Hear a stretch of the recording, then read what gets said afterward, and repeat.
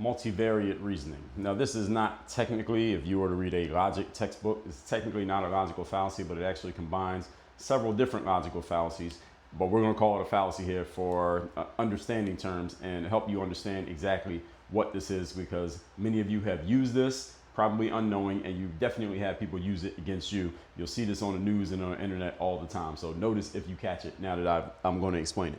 Number one, multivariate reasoning, multivariable reasoning is when someone tries to ascribe a single outcome or a single variable on an entire outcome. And often that's not the case, especially in our complex world with so many different moving parts and moving people and different things that can factor into any outcome. It's usually not one single thing that causes an outcome, it's several things, but most people want to simplify it into being one thing so that they have something to blame or something that they think is this magic elixir that causes certain outcomes, and that's usually not the case. Let me give you an example. If someone says the reason that the economy is failing or the reason that we have so many homeless people in the streets is because we have all these greedy billionaires who are making all this money. As if the greedy billionaires making all this money are the very reason that there are homeless people sleeping on the street.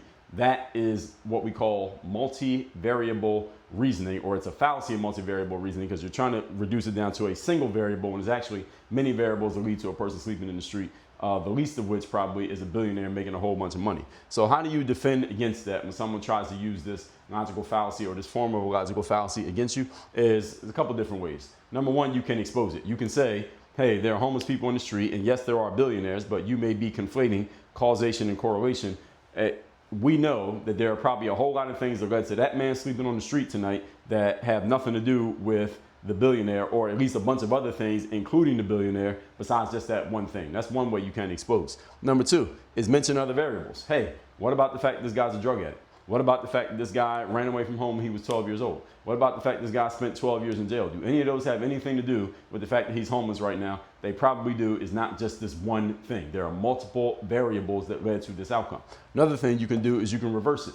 You can say, okay, so you're saying this homeless man is homeless because of these greedy billionaires with all the money. What if there were no greedy billionaires with a bunch of money, or there were no billionaires at all? Would that guy still be homeless given the other things that we could possibly consider to be the reasons why he is where he is? And the answer would probably be yes. That's the way you expose this logical fallacy here, is to show that, hey, there had to be other things that are involved in this outcome being the outcome, other than just this one thing that you want to pin everything on because you want to blame everything on one thing, or you want to simplify it down so that you don't have to actually think and think in multiple dimensions. This is how you catch people in their logical nonsense. If you pay attention to what I'm sharing with you here, you'll notice that the way to uncover most logical fallacies is that you had to do a little bit more thinking than your counterparts. Work on your game.